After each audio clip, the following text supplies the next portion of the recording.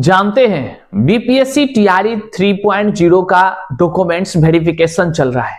इस documents verification के दौरान जब अभ्यर्थी या कह लीजिए शिक्षक जो चयनित हो गए हैं वह जाते हैं डीआरसीसी के ऑफिस, अपने अलग अलग जहां जिला है वहां पर, तो वहां वो क्या देख रहे हैं कि बिहार के इस बिहार शिक्षक बहाली में बिहारियों से ज्यादा बाहर के स्टेट के लोग चयनित होकर के डीवी करा रहे हैं।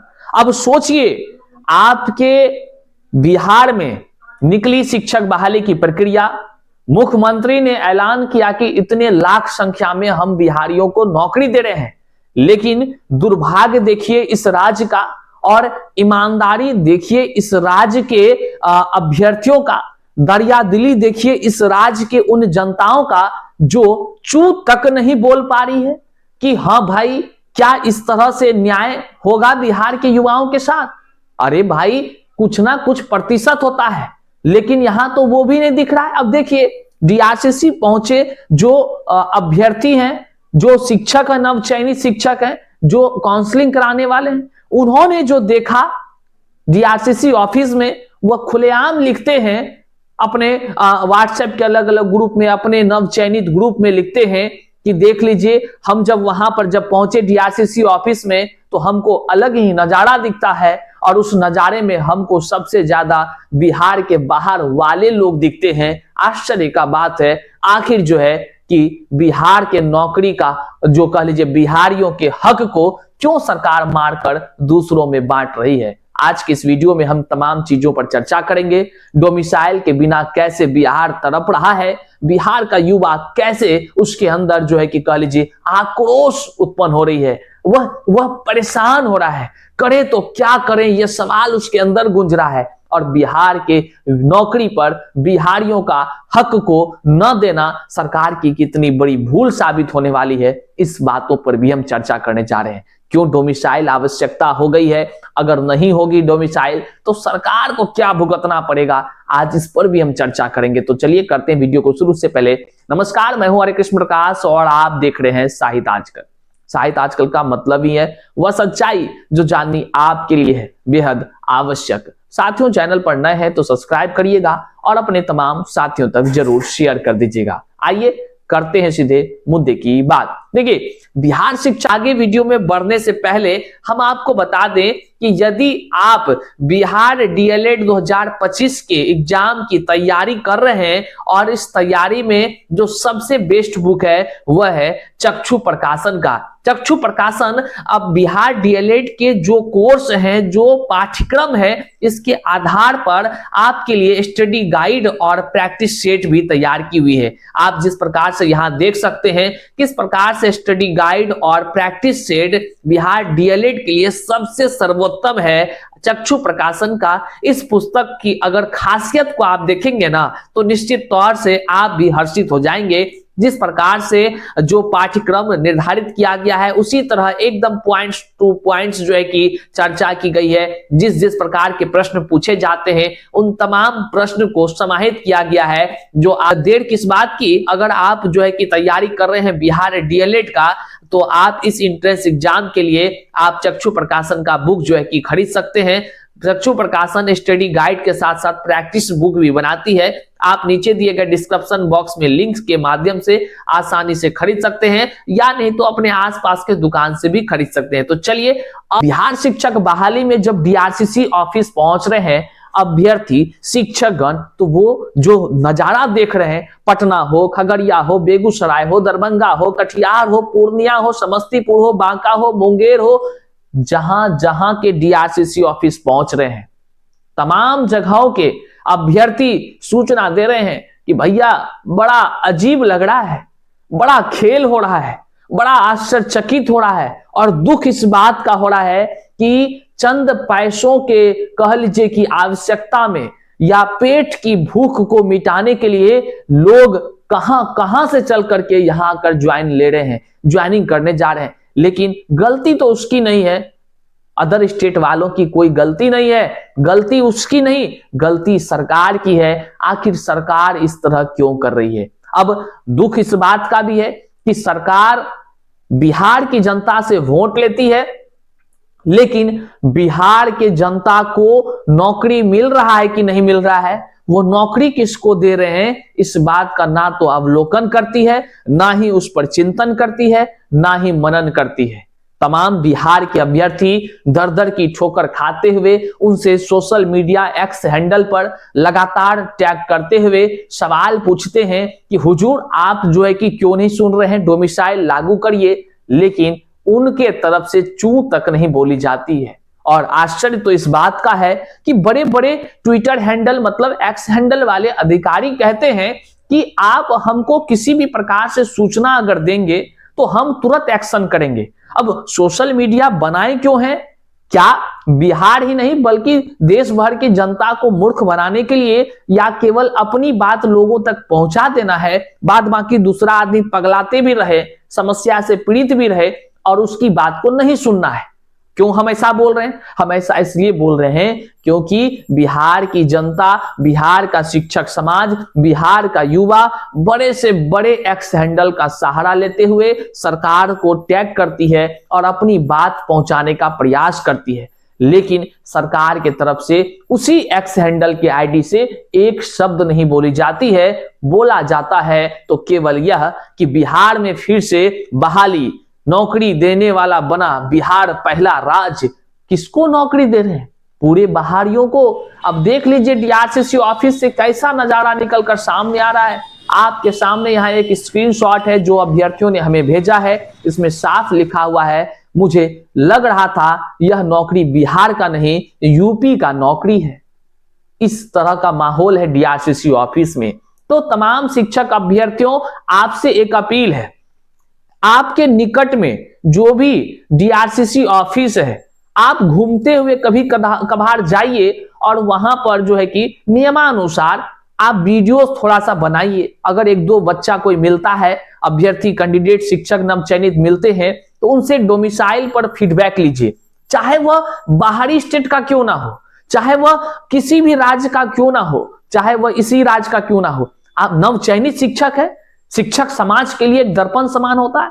आप उनसे छोटा सा अपना मोबाइल निकालिए और छोटा सा एक वीडियो बनाइए। उनसे पूछिए कि आप नवचयनित बीपीएससी शिक्षक बनने जा रहे हैं, तो आप डोमिसाइल पर क्या कुछ कहना चाहते हैं। तो देखिए वो क्या कहता है।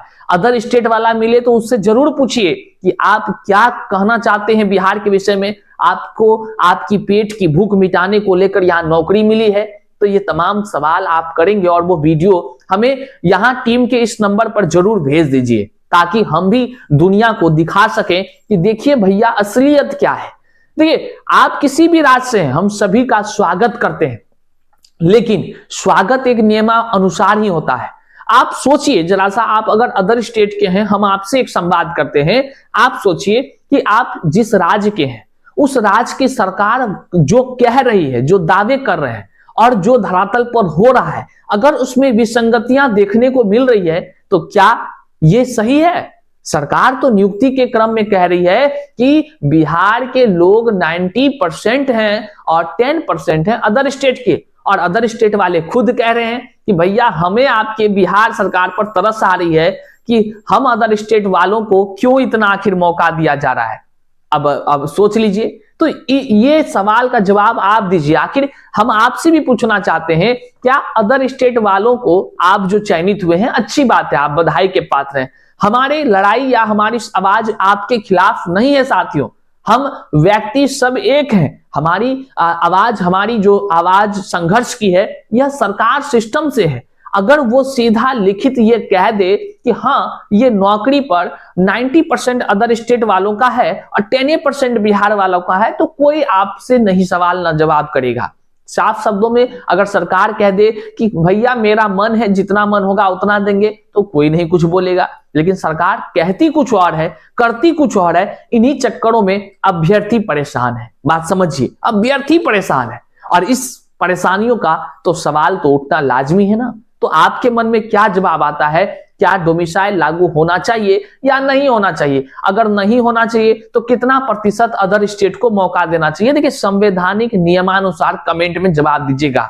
अगर आप बेतुका देंगे तो आपकी बुद्धि का कह लीजिए कि प्रदर्शन होगा कि कैसे आप जवाब दे रहे हैं। बहरहाल अब उस बात पर चर्चा करते हैं कि बिहार के शिक्षक अभ्यर्थी डोमिसाइल पर जहां एकजुट हो रहे हैं, वहीं बीपीएससी अभी 17वीं का रिजल्ट आया है, उनके साथ जो अन्याय हुआ है वह भी तमाम बीपीएससी वाले अभ्यर्थी भी एकजुट हो रहे हैं। कुल मिलाकर देखें तो बीपीएससी वाले जितने भी विभागीय से संबंधित एग्जाम देते हैं उसके अभ्यर्थी एकजुट हो रहे हैं, शिक्षक समाज पूरा एकजुट हो रहा है। तो कहीं ना कहीं बिहार सरकार के लिए एक कह लीजिए कि एक सही संदेश नहीं है।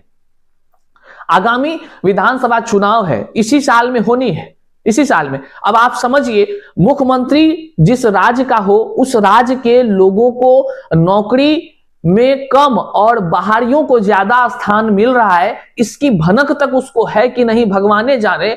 और पूरे जनता इस बात को जान रही है कि भैया बिहार में बिहार से ज्यादा बाहरी लोग शामिल हो रहे हैं। अखबार कह रही है कि बिहार में जो महिला चयनित हुआ है ना, इसमें से भी बाहरी सबसे ज्यादा चयनित हुआ है। बिहार में जो 7000 सीट था एक जनरल के लिए, उसमें 6000 से ज्यादा बाहरी राज्य चयनित हुए हैं। तो सवाल तो उठना लाजमी है, क्या माननीय मुख्यमंत्री साहब को वोट बाहर के स्टेट के अभ्यर्थी या शिक्षक आकर देंगे या इसी बिहार की जनता वोट देगी? लेकिन अब देखने का विषय है कि जब बिहार की जनता के मन में आक्रोश है अपने ही समाज, अपने ही बिहार के मुखिया के प्रति कि भैया हमारा नौकरी वाला राज्य में जब नौकरी निकला हमको मौका नहीं दिया और दूसरे को दिया, तो वोट अगर बाहरी नहीं देता है तो हम ही देते हैं ना। तो जब बिहार का अभ्यर्थी वोट ही नहीं देंगे माननीय मुख्यमंत्री को, तो मुख्यमंत्री जी को कुछ समझ में आता है कि वोट किसका उसको मिलेगा?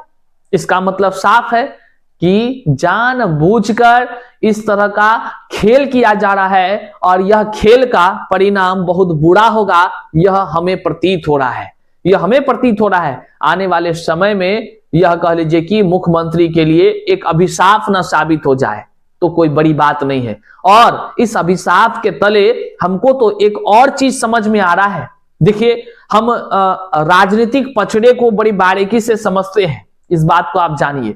अच्छे हमसे ज्यादा और भी लोग समझते होंगे, लेकिन हम जहां तक समझते हैं आपको बता दें, मुख्यमंत्री की कार्यशैली डोमिसाइल न लगाने को लेकर जितने आक्रोश युवाओं में और बीपीएससी के एग्जाम की तैयारी कर रहे, तमाम नौकरी की तैयारी कर रहे अभ्यर्थियों में है, उसके पूरा परिवार आक्रोशित है, इस बात को आप जान लीजिए। और जब वोट मांगने की पारी आएगी आगामी विधानसभा चुनाव में, तो निश्चित तौर से इसका खामियाजा सांसद और वहां के स्थानीय विधायक को भुगतना पड़ेगा। यह कहीं ना कहीं जो है कि अभिशाप के रूप में देखने को मिल सकता है, क्योंकि आक्रोश तो झेलना तो उन्हीं को पड़ेगा। अभी जब वो लोग खुशामद कर रहे हैं तो कोई सांसद, कोई विधायक तैयार नहीं है डोमिसाइल पर आवाज उठाने को, डोमिसाइल लागू करने को, जबकि सरकार में भी वही है और सब कुछ में वही है। तो भैया यह प्रतीत हो रहा है कि आने वाले विधानसभा चुनाव कह लीजिए कि बड़ा पेचीदा होगा, और इस पेच में सबसे ज्यादा अगर वोट का कोई असर डालेगा वह है शिक्षक अभ्यर्थी, बीपीएससी 17वीं के अभ्यर्थी और तमाम परीक्षा की तैयारी कर रहे बिहार का वह युवा। और उनके वोट ही सरकार को बना भी सकती है, गिरा भी सकती है। और बाहर वाले केवल तबला बजाएंगे, ऐसे ऐसे तबला बजाएंगे। क्यों? बाहर वाले वोट तो देंगे नहीं, और जो लोग वोट ही नहीं देगा तो बैठकर उस दिन करेगा क्या? डम डमाडम डम डमाडम, यही काम बचेगा उसका। और वो उस दिन हंसेगा। अदर स्टेट वाला के लिए भी हम भविष्यवाणी कर रहे हैं, अदर स्टेट वाला उस दिन हंसेगा। क्यों? उसके दोनों तरफ चित और पट दोनों उसका है। मुख्यमंत्री की कुर्सी रहे कि गिर जाए, भैया नौकरी तो हो गया, बल्ले बल्ले बल्ले बल्ले। और वो तबला ऐसे ऐसे बजाएगा। मुख्यमंत्री या जो सत्ता के शीर्ष पर बैठेंगे वह उस बात को सोच रहे होंगे कि भैया क्या कुछ होने वाला है। हालांकि ये तमाम हमारे जो बातें हैं या व्यक्तिगत रूप से जो हमने आकलन किया है उसके आधार पर हम आपको बता रहे हैं। आपका मन क्या कहता है? क्या हमने जो कहा ठीक ऐसा ही हो सकता है, या आप क्या चाहते हैं? डोमिसाइल लागू होनी चाहिए या लागू नहीं होनी चाहिए? अगर लागू होनी चाहिए तो कितना प्रतिशत? और अगर झूठ बोल करके इतने सारे संख्या में जो है बहाली अदर स्टेट को कराया जा रहा है तो इसका क्या निराकरण होना चाहिए, क्या होना चाहिए? आप जरूर कमेंट में हमें बताएं। अगर आप कोई सलाह देना चाहते हैं तो स्वागत है, यहां पर हमारे टीम का नंबर है, निश्चित तौर से आप सलाह दे सकते हैं, हमें ईमेल कर सकते हैं, हमारे साइट पर जाकर विजिट कर सकते हैं। मिलते हैं अगले वीडियो में, तब तक के लिए जय हिंद साथियों।